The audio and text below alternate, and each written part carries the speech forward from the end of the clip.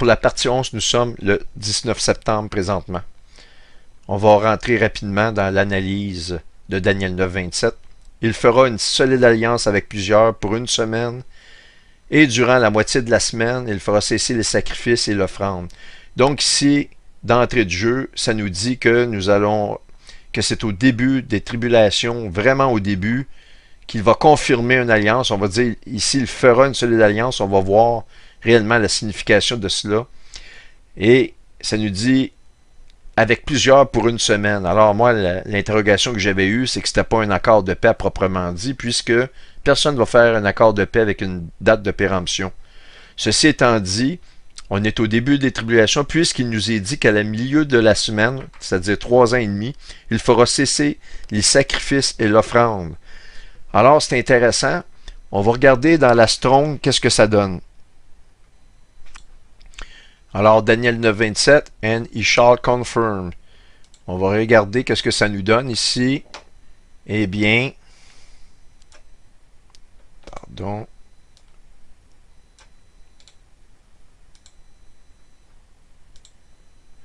Prévaloir, avoir de la force, l'emporter, rendre fort, renforcer, confirmer. Autrement dit, c'est quelque chose qui se fait actuellement sous nos yeux, qui, selon moi, sans l'ombre d'un doute, il va prendre le pouvoir après les tribulations. Il va dire, ben effectivement, nous allons faire ce développement durable de 7 ans.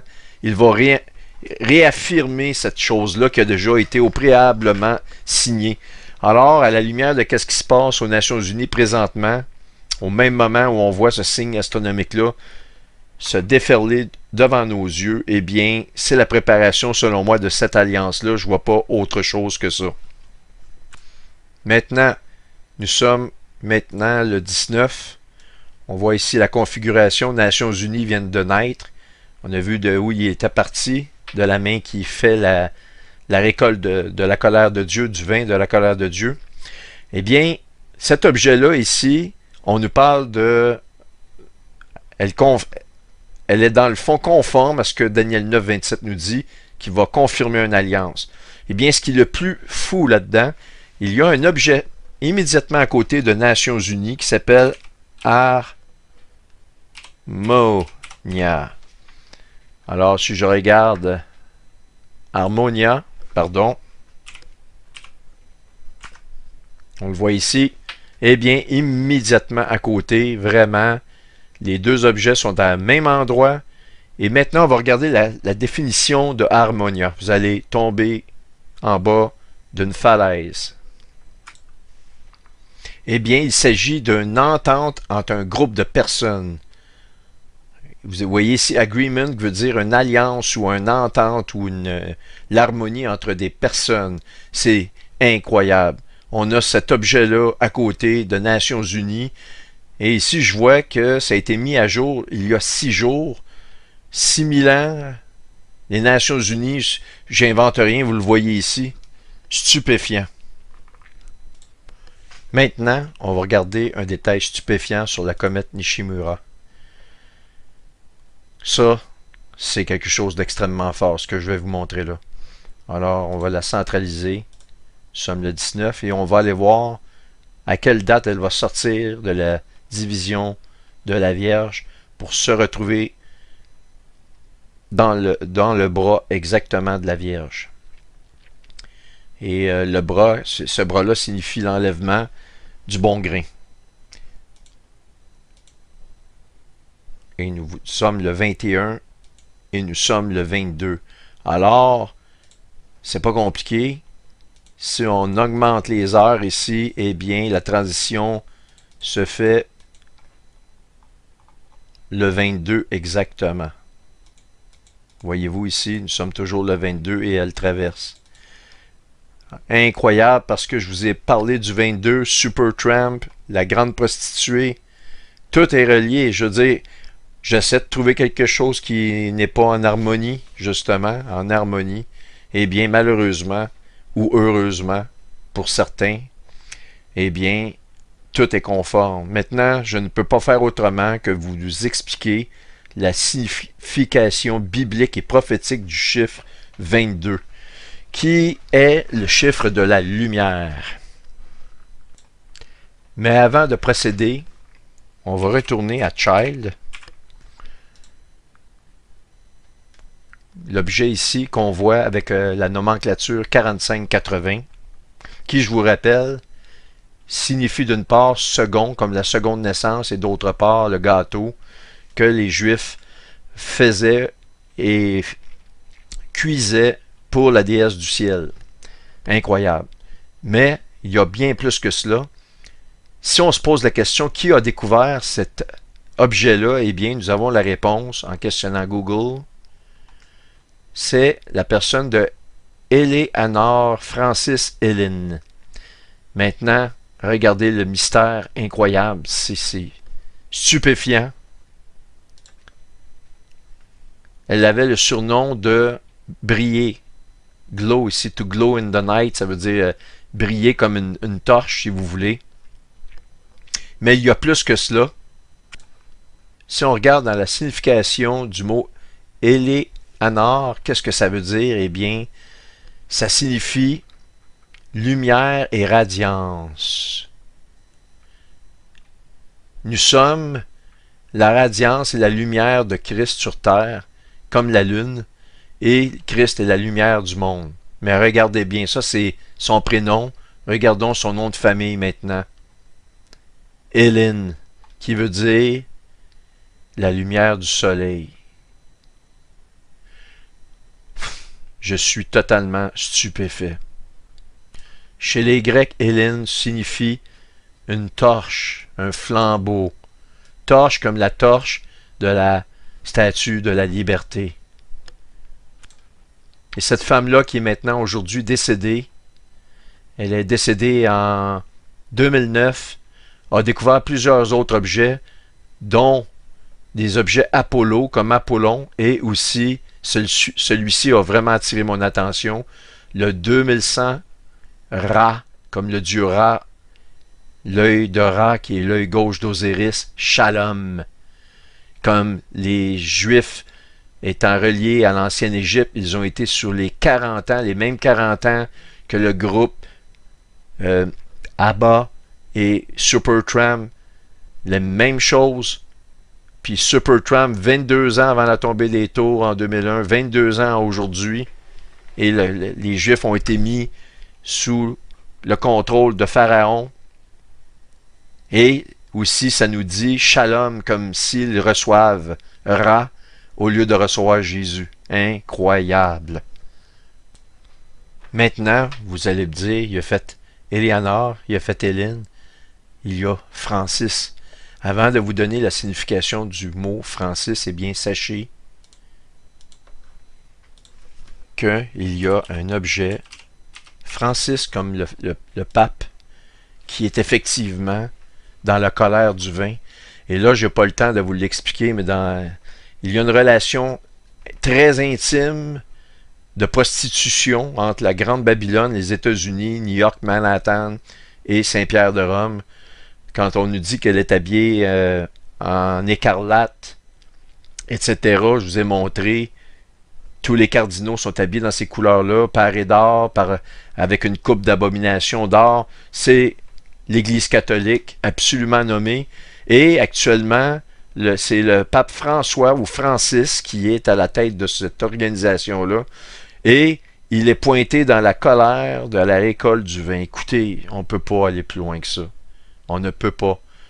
Je vais vous le dire, je suis sûr à 100% qu'il s'agit du signe d'Apocalypse 12. Je n'ai même pas besoin d'attendre que le grand dragon rouge se présente maintenant. Je suis absolument convaincu. J'ai résisté à ne pas vous dire la phrase que je vous dis là, mais là, sincèrement, j'ai tout mis de travers, pas de travers, mais tout mis de côté. Qu'est-ce que je fais au niveau de ma recherche d'emploi, au niveau de ramener de l'argent dans mon compte de banque et de choses très importantes qu'on attend après moi pour produire ces vidéos-là. Je suis extrêmement fatigué, donc des fois mon débit de voix peut être diminué, je m'en excuse, mais je n'ai jamais senti l'urgence de la situation comme je le sens présentement. Maintenant, regardons la signification de François, si vous voulez. Dans la Bible, le mot François signifie celui qui est libre ou celui qui vient de la France. N'est-il pas vrai que la France a offert la statue de la liberté à la Grande Babylone, la prostituée, à Manhattan? Il est aussi associé au concept de liberté et de nombreux chrétiens croient que ce nom incarne l'esprit de libération du péché et de la mort. Bref, ce qui m'interpelle le plus ici, c'est celui qui vient de la France. C'est absolument faramineux, stupéfiant, merveilleux, miraculeux. Là, je vais vous parler bibliquement de qu'est-ce que le numéro 22. Je vais vous donner quelques informations ou statistiques sur le numéro 22, mais je vais terminer par les plus croquantes. La lumière est utilisée 22 fois dans l'évangile de Jean. La 22e fois que Jean utilise ce mot, il cite Jésus. « Je suis venu comme une lumière dans le monde. » On le voit dans Jean 12, verset 46. Les chrétiens doivent marcher dans la lumière de Christ, on voit dans Jean 3, 21, et être la lumière du monde. Dans Matthieu 5, 14, 15. Je viens de vous montrer que celle qui a découvert l'enfant, ça veut dire la lumière, la torche, la brillance. Jésus tel qu'il est cité ou rapporté dans la Bible, eh bien, il y a 22 livres dans l'Ancien Testament. On parle ici du roi Achad, considéré comme l'un des pires dirigeants du royaume d'Israël, a également régné pendant la même durée, 22 ans, que Jéroboam, on va le voir. Un des pires dirigeants, 22 ans, retenez ça. C'est la lumière d'une part, parce que la lumière du monde, c'est Jésus, c'est lui qui vient nous sauver, mais il y a une contrepartie de malédiction dans le chiffre 22. Amon, qui a régné que 2 ans, de 642 à 640 avant Jésus-Christ, est considéré comme l'un des pires rois du royaume de Juda, a commencé son règne à l'âge de 22 ans. Manassé, fils du roi Ézéchias, devint co-dirigeant avec son père sur le royaume de Juda en 696 avant Jésus-Christ. 10 ans plus tard, à l'âge de 22 ans, il devient l'unique souverain de Juda. Cependant, contrairement à son père vertueux, Manassé était un monarque maléfique. OK? Vers 15 heures de la Pâque, juste avant de mourir pour les péchés de toute l'humanité, le Christ a cité le premier verset du psaume 22. « Mon Dieu, pourquoi m'as-tu abandonné? Et pourquoi es-tu si loin de m'aider et des paroles et de mes gémissements? Ô mon Dieu, je crie pendant le jour, mais tu ne réponds pas, et pendant la nuit, je ne me tais pas. » Les psaumes 22, ici, on a une idée, mais c'est réellement incroyable. Il est en train de livrer son corps pour nous. Rappelez que le chiffre 22, c'est la lumière attribuée à Christ, mais c'est aussi un double destruction parce que le chiffre 11, c'est la destruction. Et que je vous ai parlé de roi maléfique à l'âge de 22 ans et un qui a régné pendant 22 ans, mais le plus important on regarde le nombre 22 qui est un double 11, ok, comme je vous ai dit, qui symbolise le désordre et le chaos doublé. Mais ce qui est le plus important, je l'ai mentionné rapidement, Jéroboam Ier, le tout premier roi d'Israël, après la division du royaume en deux, en 930 avant Jésus-Christ, régna pendant 22 années officielles. Le roi d'Israël, Jéroboam Ier, est notamment connu pour avoir introduit l'idolâtrie et érigé des sanctuaires dédiés aux dieux taureaux afin de marquer la séparation de son royaume de celui de la Judée et de sa capitale Jérusalem. Il se vouait donc à des dieux païens. Il a régné 22 ans et c'est pendant son règne que le royaume fut séparé en deux. N'est-il pas absolument stupéfiant de voir que la comète Nishimura va sortir de la Vierge ou de la femme le 22, exactement au chiffre que nous sommes en train d'analyser maintenant. Donc, je vais avancer les heures, on le voit ici encore une fois. Et n'est-il pas incroyable que le moment de sortie divise la femme qui est Israël absolument en deux. On voit ici au niveau des hanches, le corps est coupé en deux. Et si on fait une petite vidéo plus rapide de Nishimura, regardez ce qui se passe.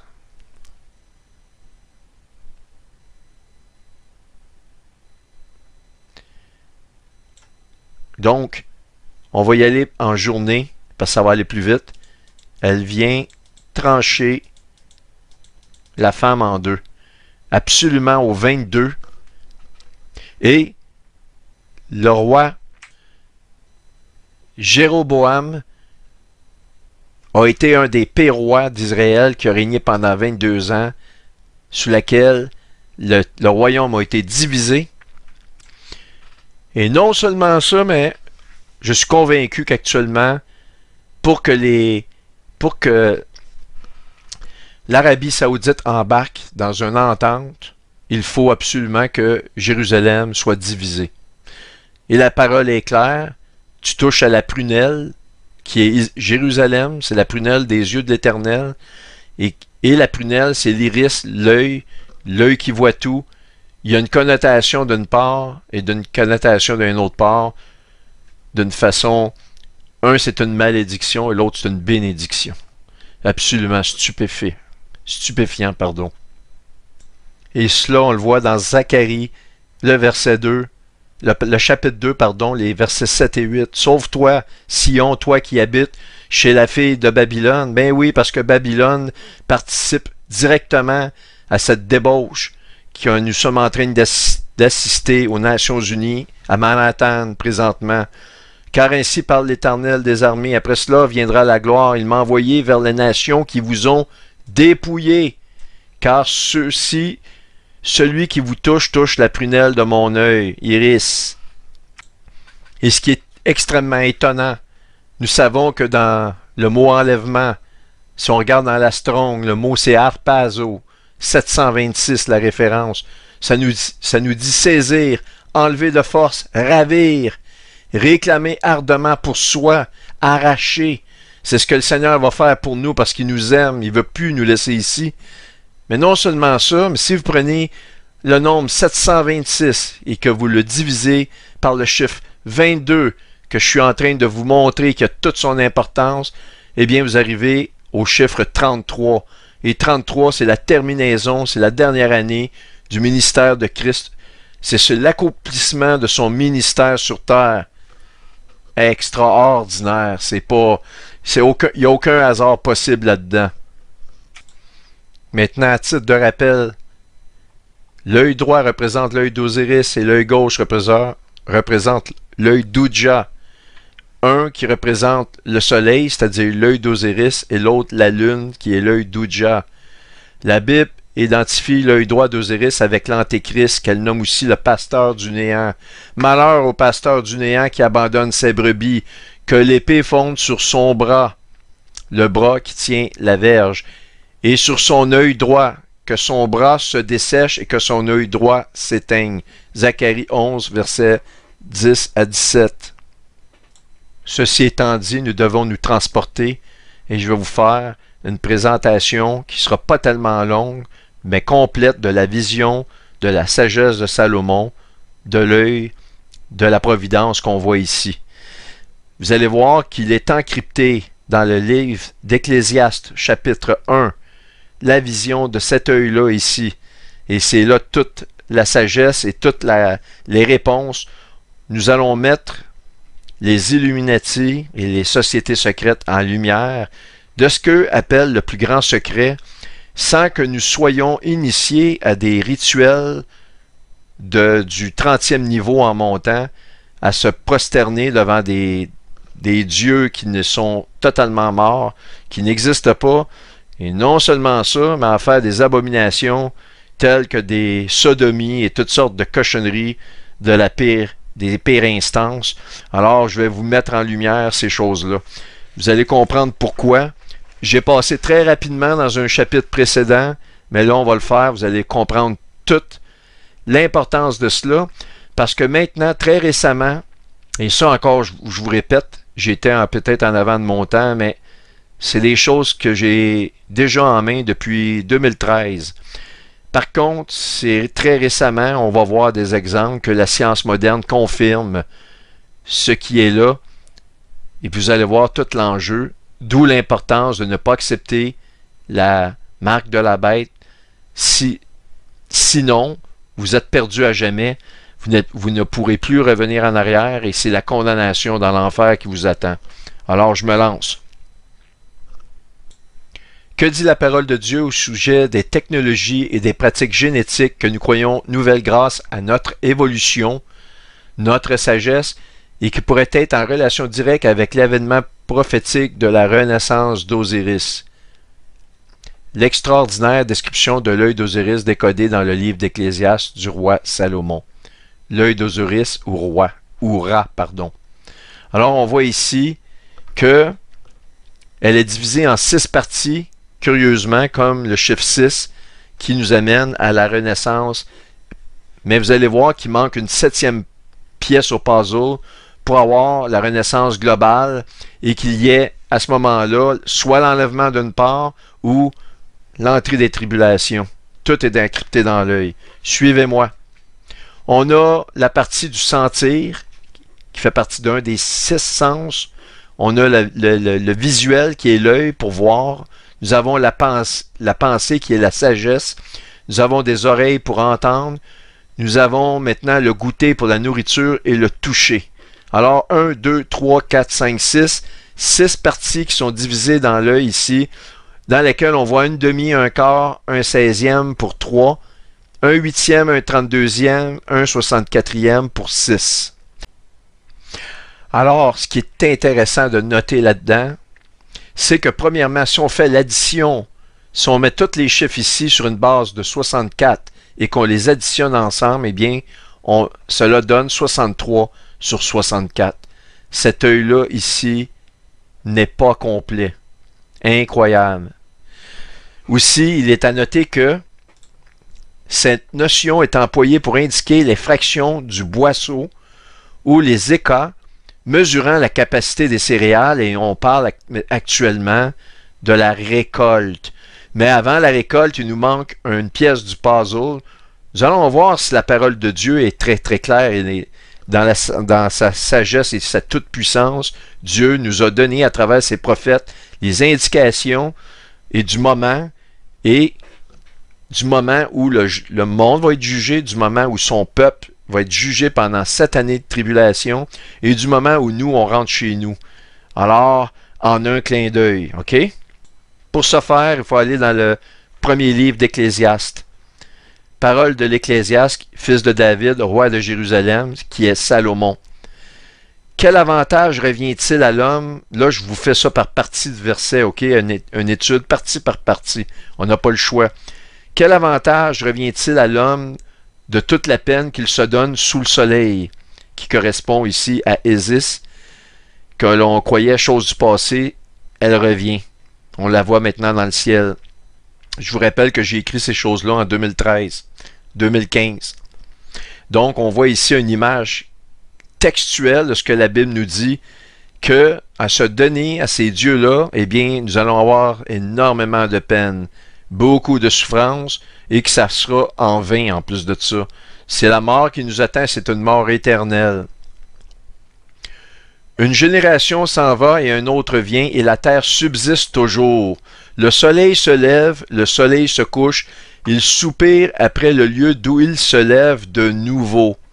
Alors, ici, nous avons la sensation de la lumière qui correspond à un quart de ce que je vous ai montré ici en fraction, qu'on voit ici qui est l'œil en plein centre.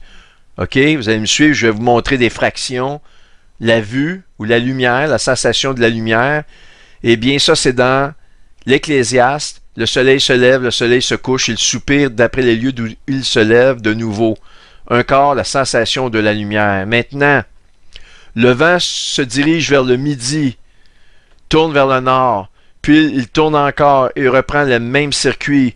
Tous les fleuves vont à la mer, et la mer n'est point remplie. Il continue à aller vers le lieu où il se dirige. On le voit ici dans une scène du livre des cavernes. On voit ici Ouroboros, qui est le serpent qui mange sa propre queue, qu'on voit dans plusieurs civilisations.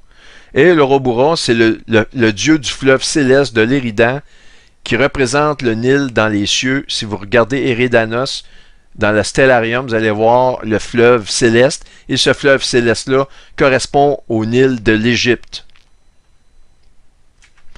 Alors, on continue. Toutes choses sont en travail au-delà de ce que l'on peut dire.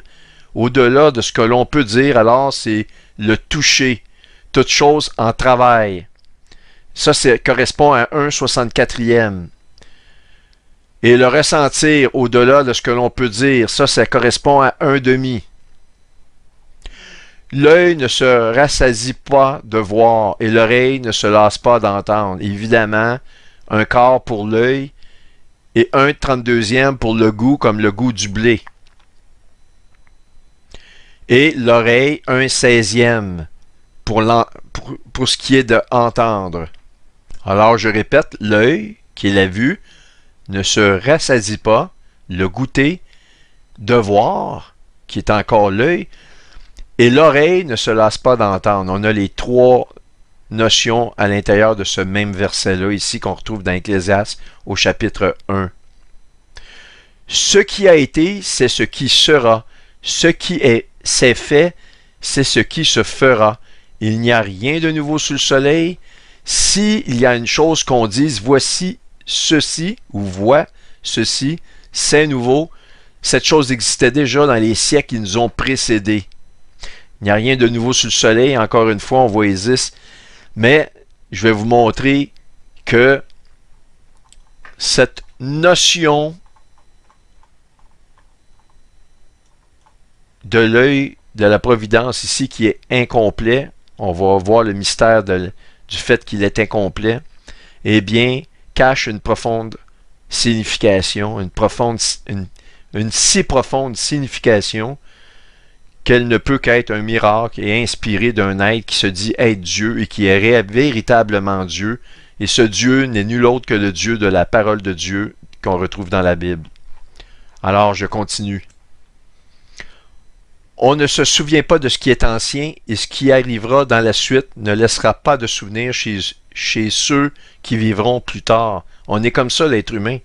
Vous vous rappelez de votre grand-mère? Est-ce que vous vous rappelez de votre arrière-grand-mère? Probablement, certains d'entre vous, oui.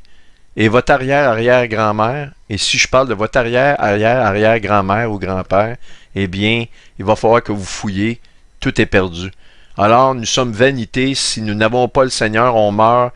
Et même si on a aimé nos enfants, eux vont se rappeler de nous, mais leurs enfants ne se rappelleront même pas de nous. C'est à peine s'ils vont poser des questions sur qui on était. Alors, nous aurons vécu en vain. Ici, ancienmystère.com, on nous parle des grandes pyramides d'Égypte.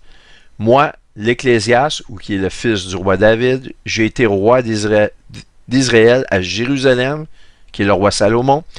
J'ai appliqué mon cœur à rechercher et à sonder par la sagesse. C'est pas normalement, maintenant ce n'est plus un hasard ou surprenant que le Seigneur ait dit aux pharisiens, une génération adultère me demande un signe, ils n'auront autre signe que celui de Jonas. Et il nous dit par la suite, il y a plus que Jonas, et voici il y a Salomon. Puis il nous parle de la sagesse de Salomon. La reine du Midi, la reine d'Égypte, c'est Isis, chez les païens. Tout ce qui se fait sous les cieux, c'est là une occupation pénible à laquelle Dieu soumet ses fils, ou soumet les fils de l'homme. Alors ici on voit, rechercher et à sonder, c'est la pensée, et c'est 1/8. J'ai vu tout ce qui se fait sous le soleil, et voici tout est vanité et poursuite du vent. Ce qui est courbé ne peut se redresser, et ce qui manque ne peut être compté. Alors, regardez ici la sagesse. Ce qui est courbé ne peut se redresser, et ce qui manque ne peut être compté. Incroyable. On voit ici une photo d'Isis. J'ai vu tout ce qui se fait sous le soleil. Et c'est de cette déesse-là Isis et de son mari Osiris, que nous avons l'œil de la providence qui, lui, doit être compté, et il nous manque une pièce à compter, il nous manque un élément pour compter le tout, et nous voyons ce qui est courbé ne peut être redressé. Regardez tout ce qui est ici de la forme de courbure de l'œil. Nous avons véritablement une pensée, une vision du roi Salomon de l'œil de la providence. Dans les moindres détails, incluant toutes les six les six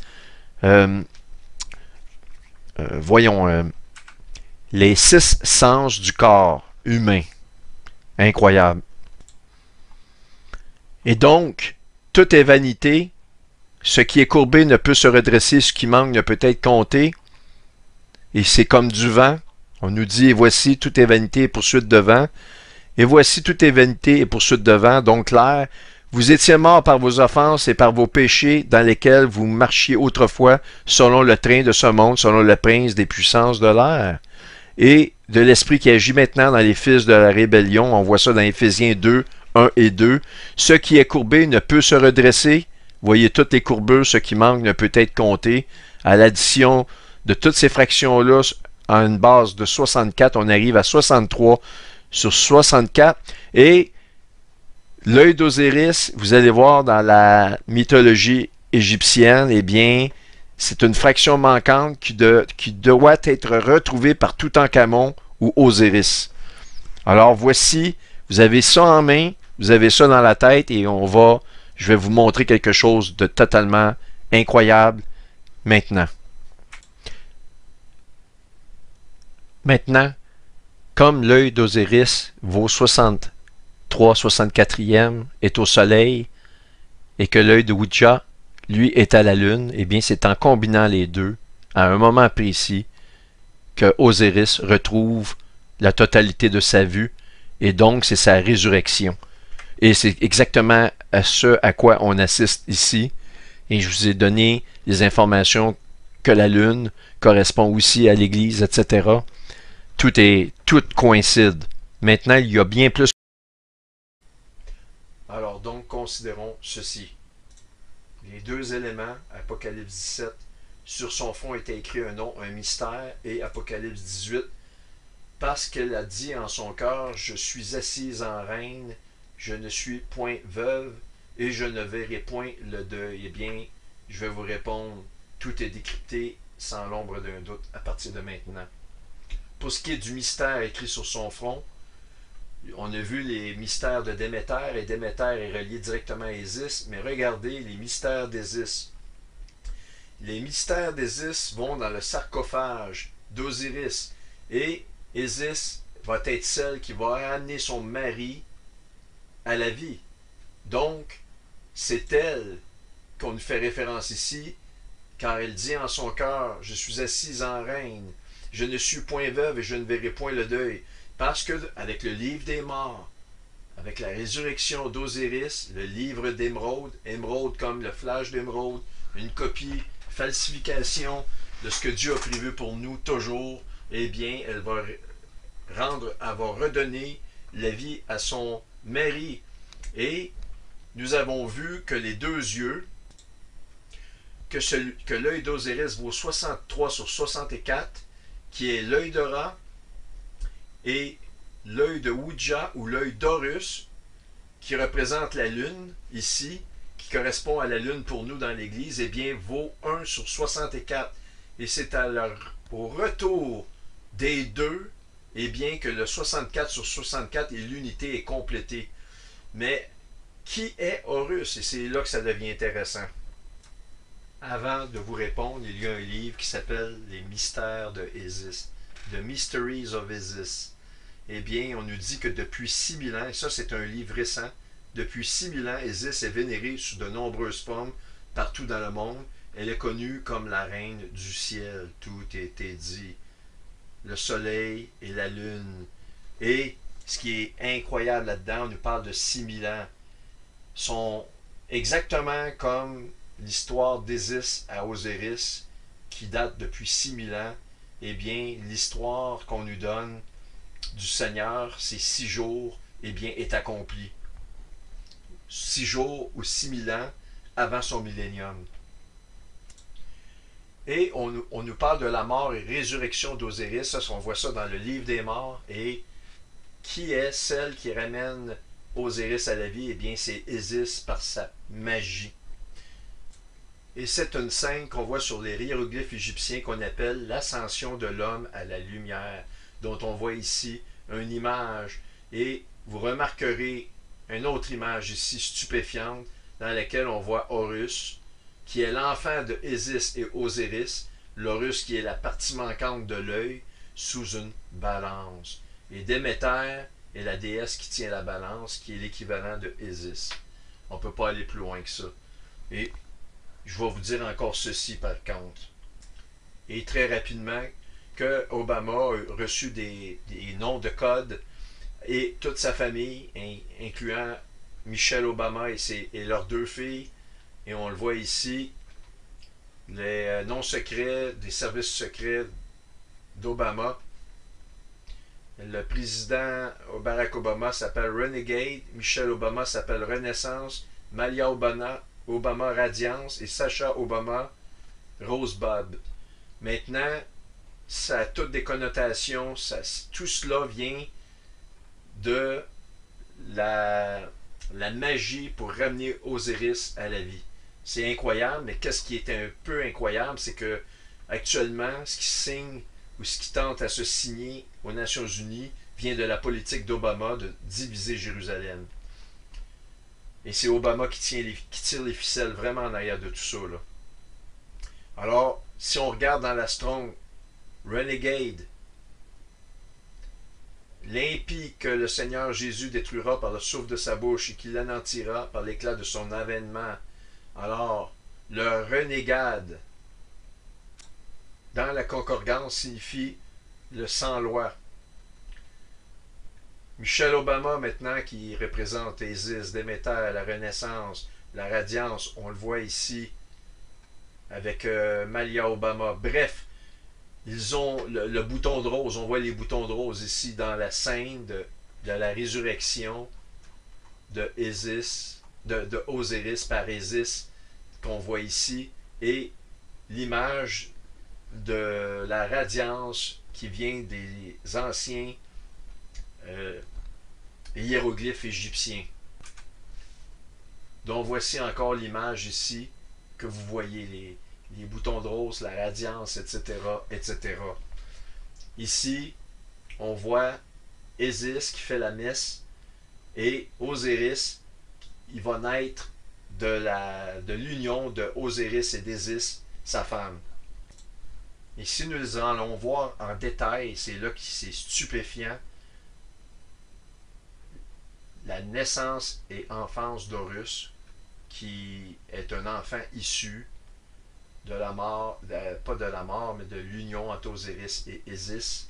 On va aller voir ça en détail. Un dernier détail. On nous dit ceci, qu'après la naissance d'Horus, que celui-ci a une vie très très difficile, il y a plein de dangers, on essaie de l'éliminer, et selon un sortilège magique, cette divinité scorpion mineur voyage avec et garde Isis alors qu'elle cherche de l'aide pour Horus. On nous confirme à ce stade du mythe, Horus est un enfant vulnérable et assailli par les dangers. Les textes magiques qui utilisent l'enfance d'Horus comme base de leur sort de guérison lui donnent différents mots de piqûres, comme des piqûres de scorpions. Ok, vous le voyez ici. Maintenant, restez bien assis dans votre fauteuil, je vous montre quelque chose. Au moment de l'éclipse qui vient, au 14 octobre, nous trouvons Isis, l'objet Isis ici, dans le ventre, prêt à naître, dans le ventre de la Vierge. Mais en même temps, nous avons ceci, l'objet Osiris qui tient la balance, qui se tient au milieu d'une balance, de la balance en fait. Ce qui n'est pas sans nous rappeler la scène de la résurrection d'Osiris, qui s'appelle l'ascension de l'homme à la vie. Alors donc, on va voir deux éléments. Un, dans l'Apocalypse 17, rapidement, on nous dit, sur son front était écrit un nom, un mystère, Babylone la Grande. Je vais vous répondre à ça avec un éclat incroyable. Nous avons maintenant décodé. C'est fait. Et aussi, parce qu'elle a dit en son cœur, je suis assise en reine, je ne suis point veuve et je ne verrai point le deuil. Ces deux éléments-là, je vais vous les démontrer. On ne peut pas aller plus loin que ça. Pour ce qui est du mystère, il y a un livre qui est sorti récemment, que vous voyez donc ici, qui s'appelle « Les mystères de Isis ». Je vous ai parlé des mystères de Déméter, et Déméter, c'est Isis, mais c'est encore plus, ça parle encore plus, et là on comprend pourquoi le Seigneur nous a donné l'exemple de la reine du Midi, qui est ni plus ni moins la reine d'Égypte, qui est aussi Isis. Je comprends maintenant pourquoi il a parlé dans ces termes-là, parce que ça nous dit que depuis 6000 ans, Isis est vénérée sous de nombreuses formes partout dans le monde. Elle est connue comme la reine du ciel. On ne peut pas être plus descriptif que ça ne peut pas être plus clair que ça. Cette ancienne déesse du soleil et de la lune, on le voit ici, tout est là, et on parle de ces mystères, et le plus grand mystère entourant Isis est le suivant. Ce sont des rites religieux et de très puissante magie, et l'ultime magie qu'elle pratique, eh bien, c'est sur Osiris, qu'elle fait revenir de l'au-delà dans les mystères dédiés à Isis. On voit ça dans les livres sacrés, faisant partie du livre des morts d'Émeraude.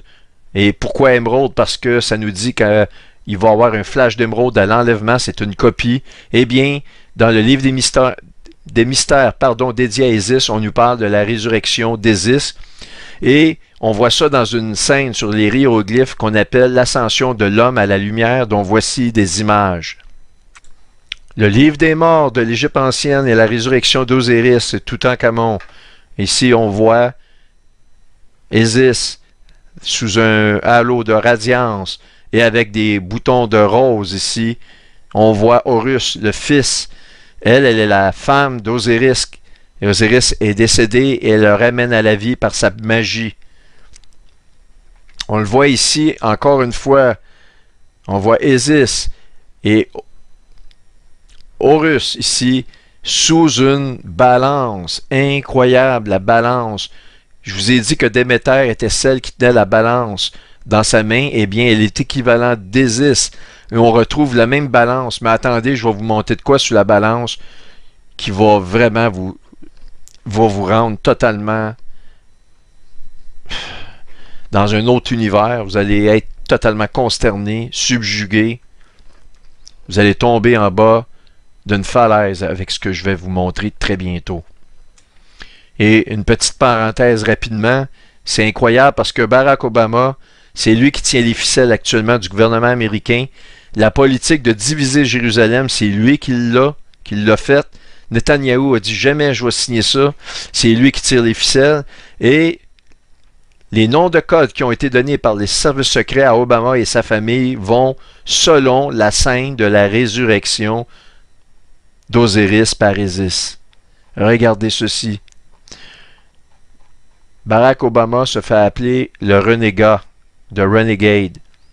On le voit ici, Obama Family Secret Service Code Names. Président Barack Obama, Renegade, Michelle Obama, Renaissance, Malia Obama, Radiance, Sacha Obama, Rosebud. On les voit ici. Le renégat ou de Renegade ou l'impie dans la correspondance 0459 qui va comme suit, le sans-loi de Lawless One. OK? Maintenant, Michelle Obama, la radiance, on voit ici la radiance dans cette scène-là. Ça, c'est Malia Obama. Michelle Obama, elle, c'est Isis parce qu'elle s'appelle la Renaissance. Comme la scène de la Renaissance d'Osiris, elle représente la Renaissance dans la personne de Isis. Malia, c'est la radiance. Et Sacha, les boutons de rose qu'on voit ici. Tout ça dans la scène de l'ascension de l'homme à la lumière. C'est absolument stupéfiant. C'est stupéfiant. Alors la mort d'Osiris est un motif important au culte d'Isis, et on voit ici une photo de la scène. Encore une fois, celle-là est plus récente, elle ne vient pas de l'Égypte ancienne, mais ça nous prouve que pendant les années, elle a été vénérée et elle se retrouve à Manhattan via la statue de la liberté. Et ce qu'ils vont faire, eh bien, c'est l'accomplissement de vieilles prophéties. Ils vont tenter d'accomplir de vieilles prophéties, mais ce qui est encore plus incroyable, c'est ceci. Donc, je résume. Isis ramène Osiris à la mort par sa magie. Osiris est le mari de Isis, donc Isis est la femme d'Osiris, et ils ont un enfant qui s'appelle Horus. Naissance et enfance d'Horus. On va regarder ça un peu en détail parce que c'est incroyable ce que je vais vous montrer là. On nous parle qu'Horus est un enfant vulnérable et assailli par les dangers. Les textes magiques qui utilisent l'enfance d'Horus comme une base de leur sort de guérison lui donnent différents mots, comme notamment la piqûre de scorpion par lesquels il est attaqué. On le voit encore ici, selon un sortilège magique, 7 divinités, scorpions mineurs, voyagent avec et gardent Isis alors qu'elle recherche de l'aide pour Horus. Vous voyez tout ça ici. Alors c'est important de retenir que des scorpions vont assaillir Horus, qui est l'enfant de Isis et d'Osiris. Alors, on nous dit, ça c'est dans les mystères d'Isis, alors tout est clair.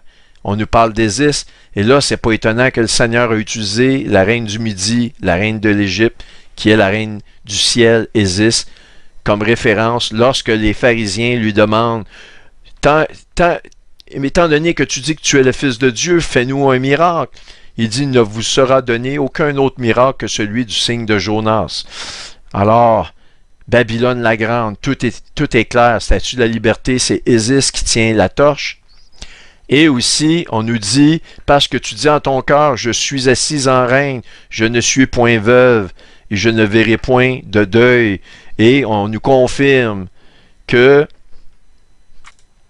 Isis est connue comme la reine du ciel et qu'elle ne sera pas veuve, puisque elle fait revenir Osiris de la mort. Maintenant, retenez les scorpions, c'est très important. On va aller voir où se retrouve Isis au 14 octobre dans le ciel. On voit ici 42 Isis en plein cœur de la Vierge. 42 Isis, qui est un astéroïde. On a le numéro 42. Allons voir rapidement ce que ça donne. Et dans la concordance Strong, ça nous parle de sainteté qui amène à la vie éternelle. Et c'est exactement ce dont parle le livre d'Émeraude, qui est une falsification de la vie éternelle offerte par nul autre que Jésus-Christ. Mais regardez, ça c'est du côté grec, du côté hébreu, le père de Barak.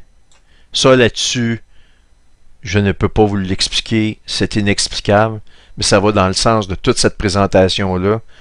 C'est toutes des choses que je découvre à mesure. Ça devient extrêmement technique et difficile de produire ces vidéos-là.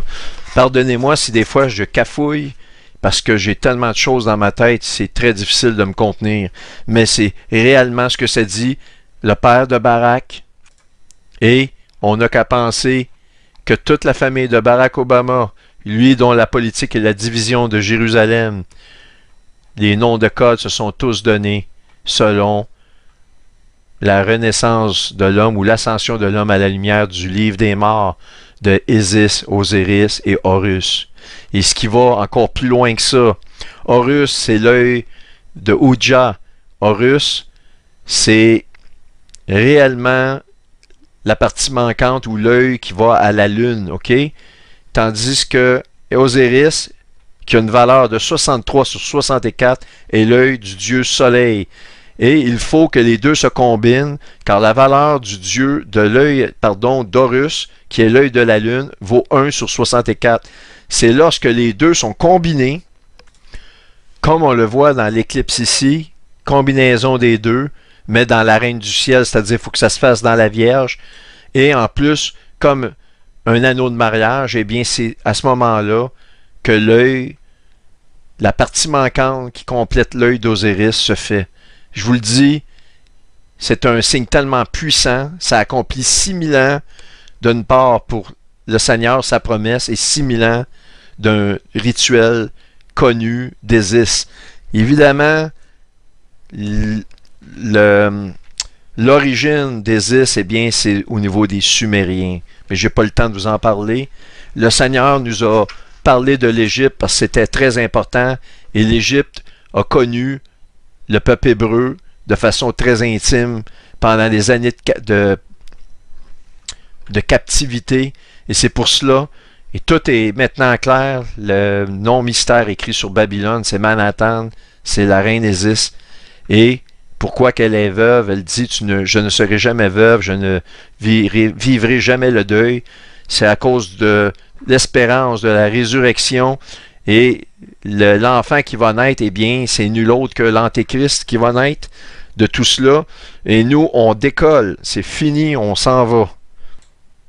Maintenant, si Isis est dans le centre de la Vierge actuellement, c'est-à-dire pas actuellement, mais au 14, comme on le voit ici, elle va se situer là, mais présentement, elle est tout de même en plein cœur encore. Nous sommes le 19, en plein centre, en plein cœur de la Vierge. Et c'est comme si Isis commence à la fête des trompettes, sa gestation, on le voit ici, 17, la fin de la fête des trompettes, et va naître le 14-15. Incroyable. Mais regardons les autres éléments de la scène de l'ascension de l'homme à la lumière de la résurrection d'Osiris dans le ciel. Mais où se situe Osiris? Osiris au 14 octobre. Eh bien, il tient la balance. C'est stupéfiant. C'est exactement ce qu'on voit. Et j'en ai plusieurs, j'ai pas juste cette image-là. Mais c'est une scène de la renaissance d'Osiris dans laquelle on voit que Horus et Isis se tiennent sous la balance. Ils attendent l'avènement d'Osiris par la balance. Vous ne pouvez pas, dans votre tête, imaginer. Vous ne pouvez pas imaginer, et je ne peux pas imaginer, ce signe qui se passe actuellement, les signes qui se passent dans les cieux, nous rappellent à la maison. Maintenant, c'est pas tout. Regardez ceci, ça va encore plus loin que ça. Donc, si Isis est proche de la balance et qu'Osiris vient de naître, qui correspond à la naissance de Isis comme la reine du ciel qu'on voit ici s'accomplir, elle sort du ventre en même temps que la lumière de la torche s'éteint. Écoutez, sérieux, j'ai de la misère à croire que je suis en train de vous présenter ce que je suis en train de vous présenter. C'est une phrase peut-être bizarre que je viens de vous dire là, mais je vous jure, je suis totalement subjugué. C'est la première fois que ça m'arrive de toute ma vie, de toute mon existence, de ressentir ce que je ressens là. Maintenant, Horus, est-ce que c'est un objet qui existe? On va aller voir. Incroyable. Horus se retrouve dans la pince du scorpion et je viens de vous montrer que dans le livre des mystères d'Osiris, pardon, dans le livre des mystères d'Isis, on nous dit que Horus va être piqué par des scorpions. Vous l'avez bien lu ici par vous-même. Là maintenant, je suis obligé de vous dire que, encore une fois, ce que vous avez à faire, faites-le promptement. Ceci est une démonstration totalement inattendue de ma part. Je ne pensais pas aller aussi loin que ça. Merci Seigneur de me dévoiler les choses. Merci aux frères et sœurs qui travaillent pour montrer aussi ces signes-là de par le monde, que votre langue soit en français ou en anglais. Merci à Joël d'avoir mis dans mon cœur de faire ces choses-là. C'est toi, Joël, qui a été l'instigateur dans mon cœur de produire ces choses-là. Je vais le répéter. Merci à plusieurs personnes. Merci à Yvan qui, lui, a participé à me faire sauver énormément de temps en faisant l'introduction, la conclusion de cette vidéo-là. Yvan a eu des très sérieux problèmes financiers pendant longtemps, étant incapable de se trouver de l'emploi. A été béni récemment, mais ça l'amène à un combat qui est complètement différent. Mais il est pris par toutes sortes de choses. Il a dû déménager, mais il a quand même trouvé le temps de m'aider. Merci à toi, Yvan.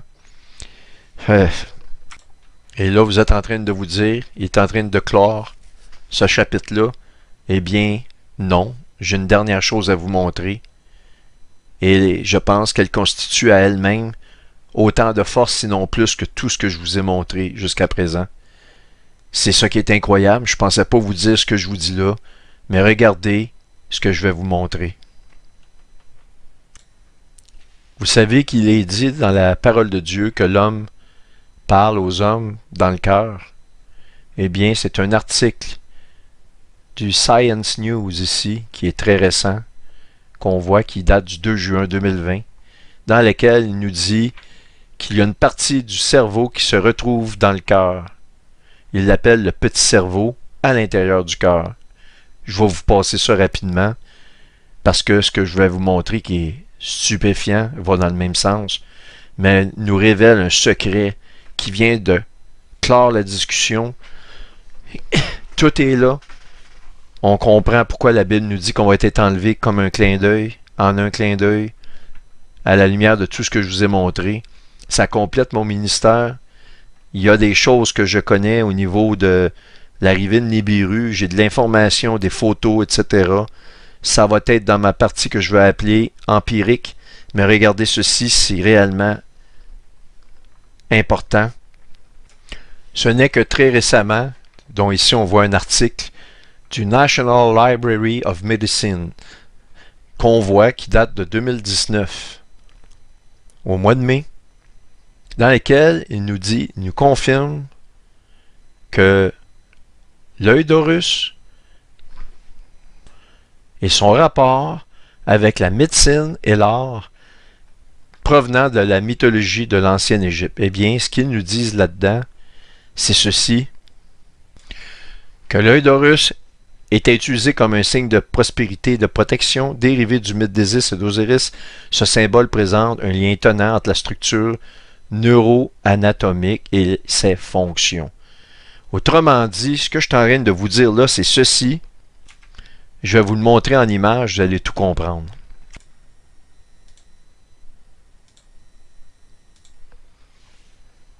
Maintenant, ici, on voit un article des ophtalmologistes, une nouvelle fracassante, ici, dans laquelle on nous montre l'œil d'Osiris. Et voyez-vous ici la glande pinéale? Eh bien, lorsqu'on la regarde, eh bien, elle fait exactement l'œil d'Osiris. Elle est aussi connue sous le nom du troisième œil, et il y a des recherches aux États-Unis qu'ils ont faites. Le DARPA, malheureusement, c'est réellement diabolique comme organisme. Le DARPA a fait une étude en mettant des implants électroniques dans le cerveau, et lorsqu'une personne prie, particulièrement chez les chrétiens, le niveau d'activité de la glande pinéale est au maximum. Et il spécifie surtout les gens qui prient le Dieu de la Bible.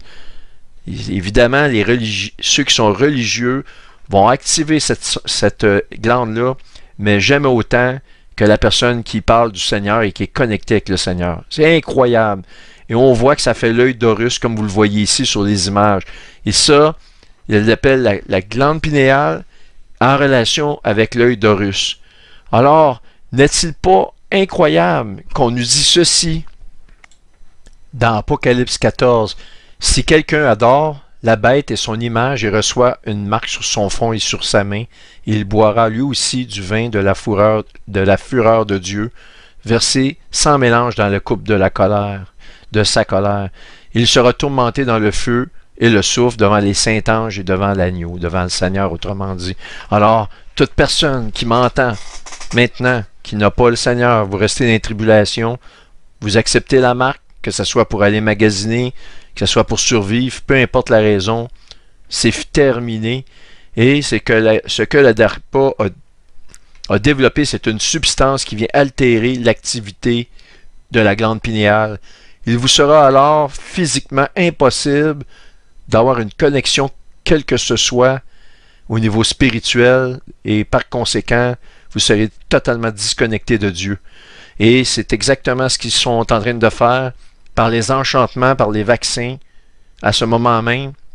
Et les vaccins, les enchantements qu'on parle de Babylone, tes enchantements, le mot enchantement veut dire pharmakia, qui veut dire pharmacie, les vaccins, ces choses-là, les médicaments, eh bien, c'est les États-Unis d'Amérique qui donnent le OK pour la vaccination mondiale. Babylone, c'est textuel dans la parole. Alors, je vous remercie de l'écoute de ce dernier chapitre. Je ne sais pas le prochain sera quand, mais s'il y en a d'autres, eh bien, ce sera des éléments qui seront plus empiriques, des preuves empiriques, des preuves plus palpables de ce que je pense être l'arrivée de Nibiru très prochainement. Il y a d'autres éléments comme Russie et États-Unis qui se retrouvent actuellement dans le verso. Vous pouvez rentrer États-Unis et Russie, qui se retrouvent les deux à la même place dans le verso au moment même où on se parle. Il va y avoir une confrontation. On le voit dans Jérémie 50 et 51 lors de la destruction des États-Unis, de la Babylone. On voit ici Myriam qui signifie le désir d'avoir un enfant exactement placé comme si une personne se mettait devant une femme qui accouche. Écoutez, je pourrais vous parler de d'autres éléments. Azap ici, comme en anglais, quand on dit Azap, ça veut dire as soon as possible, le plus tôt possible, de façon imminente, rapidement. Écoutez, tout est là. Et on voit ici, c'est la dernière chose que je vais vous montrer, à côté de Francis que je vous ai montré, Red Queen, la reine rouge. Eh bien, qui est cette reine rouge-là? Eh bien, regardez ceci. Donc, je rends Red Queen. Eh bien, on a une confirmation de où elle se trouve. Eh bien, qui est la déesse habillée de rouge? Eh bien, regardez ceci. Les Égyptiens représentaient leur déesse bien-aimée Isis comme une beauté idéalisée, portant une coiffure ornée et élaborée. Dans les représentations en couleur, elle porte une longue robe rouge, avec des cheveux noirs et des bijoux complexes. Parfois, elle allait son jeune fils Horus comme symbole de ses pouvoirs maternels et de son dévouement envers son fils. Alors on voit, si vous regardez les images d'elle, elle est habillée de rouge. Alors ceci termine ce chapitre officiellement. Merci de votre écoute.